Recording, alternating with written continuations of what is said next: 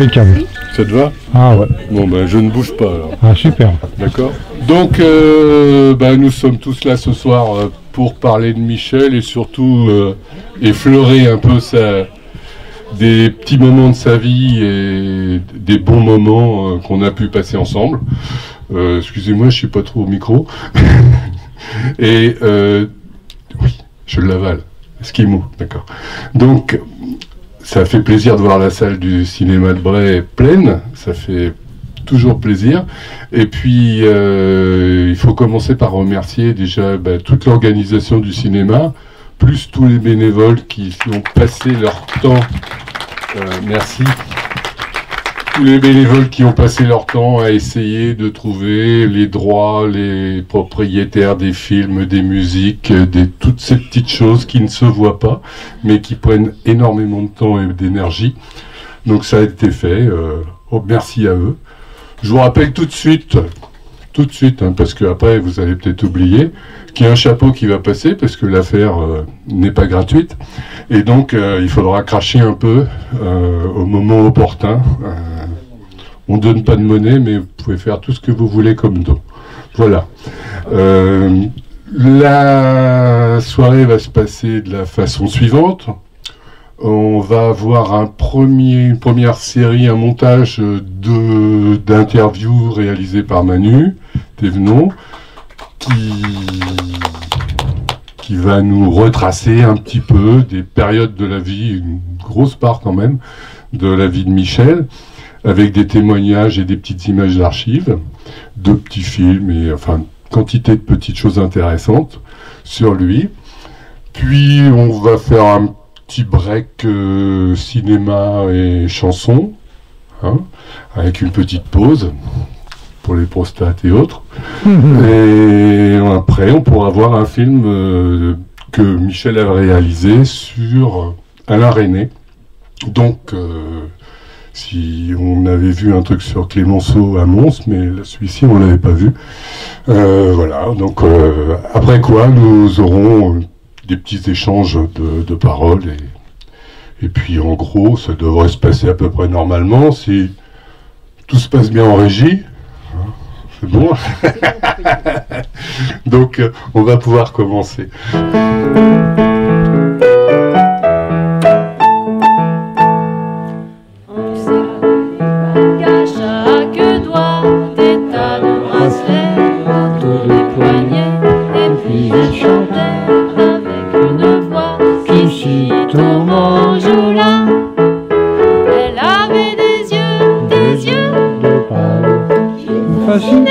Qui me fascinait, il y avait l'ovale, son visage pâle, de femme fatale qui fut fatale, de femme fatale qui fut fatale. On s'est connu, on s'est reconnu, on s'est perdu de vue, on s'est perdu de vue, on s'est retrouvé, on s'est réchauffé, puis on s'est séparés. Chacun pour soi est reparti dans le tourbillon de la vie. Je l'ai revu, Aïe aïe aïe, ça fait déjà un fameux mal. ça fait déjà un fameux mal. Chacun pour soi est reparti dans le tourbillon de la vie. Je l'ai revu, ah là là, elle est retombée dans mes bras, elle est retombée dans mes bras. Oui. Ah non, c'est super comme ça, moi ça me... Ça te va là? Ah bah attends, Non, à c'est bon, chaque fois, c'est bon, c'est bon, que t'as une bonne lumière, il te coupe tout. Bon, où est le chapeau? Qui s'est tiré avec le chapeau? Il y a toujours quelqu'un pour tirer le chapeau. Bon, en attendant que le chapeau se remplisse, on va donc pouvoir présenter la suite des opérations, à savoir un petit film documentaire de Michel, produit par Evelyne, parce qu'on a parlé beaucoup de Michel, mais on n'a jamais vraiment parlé d'Evelyne. Pourtant, elle tient une place absolument primordiale, puisqu'elle est là quasiment depuis les premiers films avec les scooters et tout le truc sur l'Assa, c'est elle qui avait déjà produit. Donc elle a toujours été là avec lui, à côté de lui, et ça je trouve que c'est admirable, et je pense qu'il n'y aurait pas tout ce qu'il a fait sans Evelyne, enfin sincèrement. Donc je pense qu'il faut vraiment lui rendre hommage, parce que ça mérite. Donc c'est un couple légendaire du cinéma, quoi. Donc avec Hélène Bancal et voilà. Bien, donc petit film à venir, je pense que notre technicien de surface va pouvoir faire quelque chose. Non, pas le premier, le second, le plus petit au bout. Eh bien c'est le bateau d'enfance d'Alain Resnais.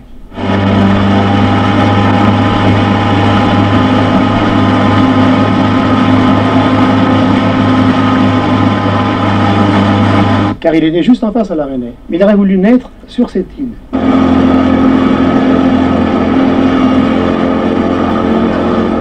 Il l'a retrouvé pour le film 43 ans après, le même bateau.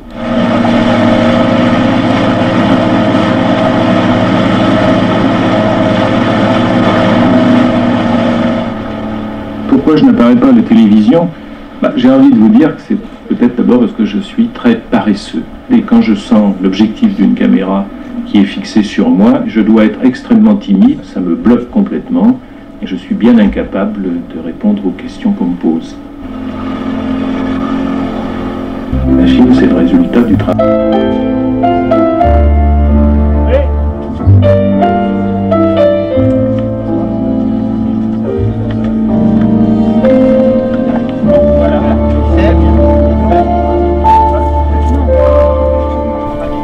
Passer un bon petit moment à regarder ces films, et nous allons pouvoir un petit peu évoquer gentiment ensemble des moments, des témoignages.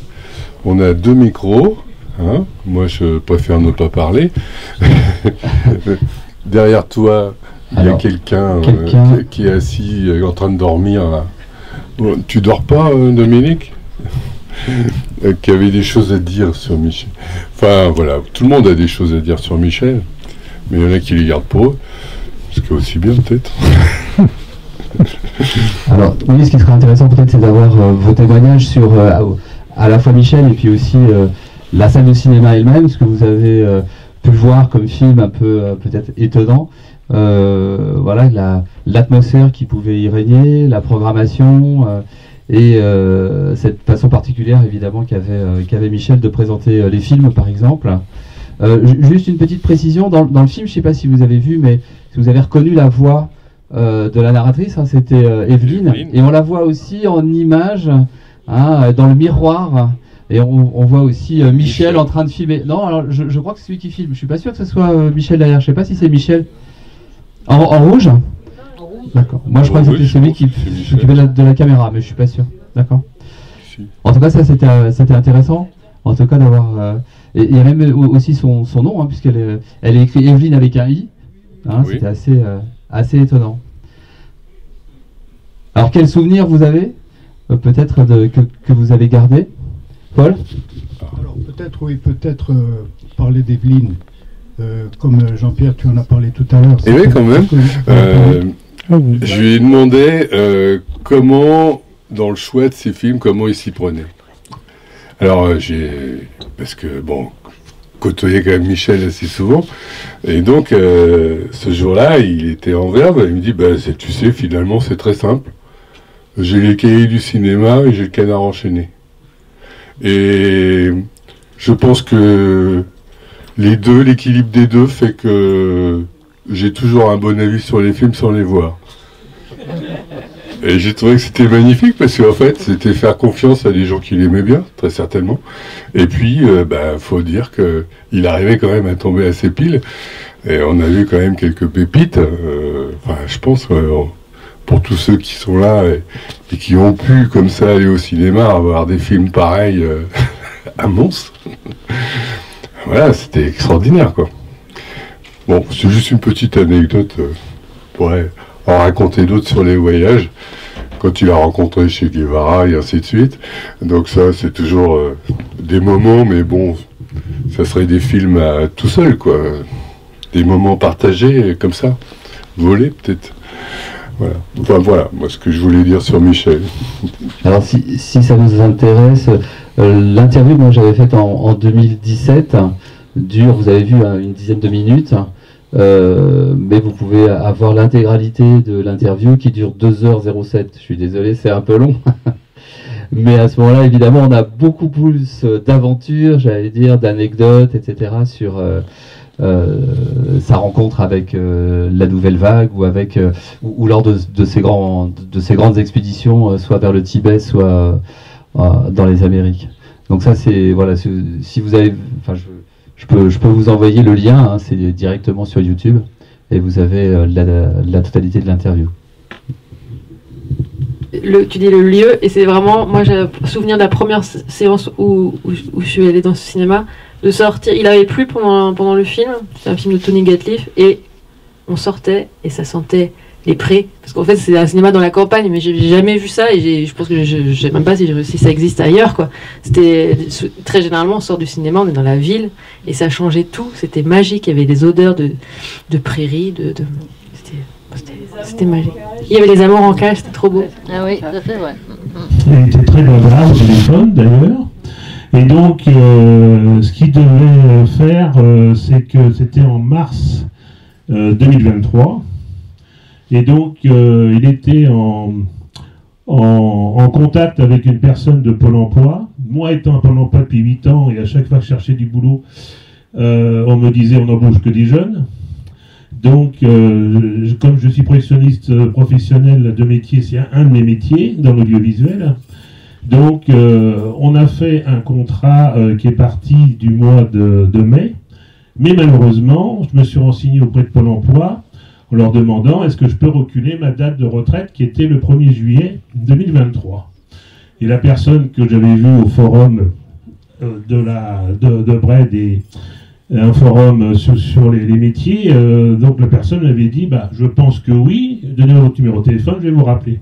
Il m'a rappelé en disant non, le gouvernement a changé tout, donc vous ne pouvez pas reculer votre date. Donc j'ai rappelé Michel en lui disant malheureusement le contrat qui est fait, on ne peut pas le signer parce que je pourrais travailler chez vous qu'un mois, parce qu'après vous n'aurez plus les subventions. Donc je pense qu'il était très content de voir qu'il avait trouvé un projectionniste. Il était très très content de voir que son cinéma allait repartir. Il avait d'ailleurs envoyé une lettre à tous les adhérents en me citant, en disant ça y est, le remplaçant de Benoît va partir. Et puis malheureusement on n'a pas pu le faire à cause des lois qui ont été faites et que j'ai pas pu rester à Pôle emploi. Voilà. C'était pour vous dire, voilà, et je garde un excellent souvenir de Michel. Et je vous le dis, je ne l'ai pas vu physiquement, mais bon, au téléphone, il était très jovial et j'en garde un excellent souvenir qui restera toujours au fond de mon cœur. Voilà. En passant, vous avez vu que pendant 6 mois, il a eu un sursis de 6 mois grâce à son copain Chaban-Delmas, qui était devenu ministre de la Défense.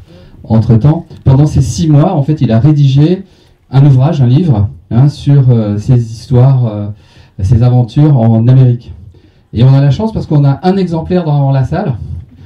Il y a aussi une édition allemande. Pour ceux qui... Oui, mais c'est pas toujours facile à lire.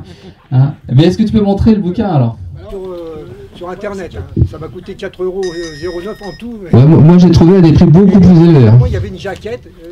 Mais il passe beaucoup plus de temps sur Internet. Les livres de notre enfance, là, voilà. Alors il y a quelques photos en ortex qui sont jamais bien situées à l'endroit, mais enfin c'est marrant parce que ça recoupe l'interview qu'il a donné à Manu, mais c'est beaucoup plus concis. Et par exemple, il ne parle pas de Lorraine Bacal. Voilà. Oui, parce que moi, il me l'avait raconté une autre fois, mais c'était avec Evelyne. Alors, il ment pas, mais il y avait des fois, je crois que sa mémoire était un peu défaillante aussi. C'est pour un public. Parce que quand j'ai fait des recherches sur ces voyages, parce que ça m'a vraiment fasciné, voilà, et je me suis aperçu que dans les années 50, il y avait des foultitudes de jeunes qui voulaient partir dans le monde entier. Hein. Et là, par exemple, pour le Paris-Tibet, il y a eu l'année d'avant lui, il y en a eu 4 jeunes qui sont partis, ils sont jamais arrivés jusqu'au bout. Hein. Mais et d'ailleurs, il y en a dans les 4, et après, l'année d'après, il en a récupéré un, et ils sont repartis. Puis il y en a, et ils n'avaient pas assez d'argent. Il y en a un, ils l'ont vendu. Ils l'ont vendu. Ils l'ont laissé à Téhéran. Bon, à l'époque, c'était. Et donc, parce qu'ils ils l'ont fait un contrat. C'était un mécanicien, bien sûr. Donc il avait des doigts en or. Il a fait un contrat de 6 mois. Il leur dit bon, vous nous versez 3 mois à nous. Et puis bon, voilà, puis après, il a échoué. Il n'a pas pu aller jusqu'au bout. Là, il l'explique parce qu'il y a eu l'envahissement du Tibet. Et 6 mois après, il repart pour 2 ans en Amérique. Oui, alors ce qu'il faut bien indiquer. En Vespa. Hein. C'est pas en Vespa, alors attention, Lambretta c'est au Tibet, et après c'était, je sais plus, une marque française de scooter. Hein, une marque qui est pas restée très très célèbre, mais il l'avait aménagé spécialement pour pouvoir avoir des citernes, etc. Et ce qui est intéressant, c'est qu'il faut imaginer que si on faisait le même voyage actuellement, ça serait beaucoup plus facile. Il y a quasiment pas de parties bitumées, sauf aux États-Unis, et entre par exemple les États-Unis et l'Alaska, on sait toujours les États-Unis, mais évidemment il y a le Canada entre les deux. Et pendant la Seconde Guerre mondiale, ils avaient peur de passer par la mer, de peur d'être attaqués, et donc ils ont créé ce qu'ils ont appelé l'Alaskan Highway, qui est loin d'être une autoroute, hein. Mais c'est une route de terre qui fait 4000 km, qui a été créée en quelques mois. Et Jean-Claude Bois, donc son camarade, et puis lui-même, ils ont été les premiers à faire en sorte qu'un 2 roues puisse traverser la totalité de cette route qui fait quand même 4000 km. Et la liaison entre le Mexique et le Nicaragua, donc là, il n'y avait pas de route du tout. Voilà. Alors, j'en suis là, j'ai pas encore lu. Oui, non, c'est quand même dantesque, hein, comme expédition. C'est très gonflé, hein, très gonflé. La difficulté, c'est qu'Evelyne est à l'EHPAD, qu'elle est sous tutelle. Ça veut dire que le cinéma, depuis sa fermeture fin 2023, un petit peu avant l'hiver 2023-2024, depuis, il a été totalement arrêté. Or, les machines, que ce soit le projecteur, que ce soit le serveur, que ce soit tous les éléments informatiques, n'ont pas été utilisés, donc ils sont devenus obsolètes. C'est-à-dire que c'est des investissements qui à la fois étaient très importants, mais de toute façon qui sont devenus inutilisables. Donc ça, c'est une perte sèche. Il y avait des difficultés aussi en termes, par exemple, de son. Il fallait refaire le son. Et quand j'en ai parlé à Benoît, je lui ai dit mais qu'est-ce qu'on pourrait faire? Il m'a dit le problème, c'est que comme le cinéma est fermé, la poussière aussi s'est accumulée. Oui. Et ça risque de durer un certain temps. Et sachant qu'il y avait quelques problèmes électriques. Oui, en sachant qu'il y avait quelques problèmes électriques, dit Jean-Pierre. Alors, pardon. Alors, pardon.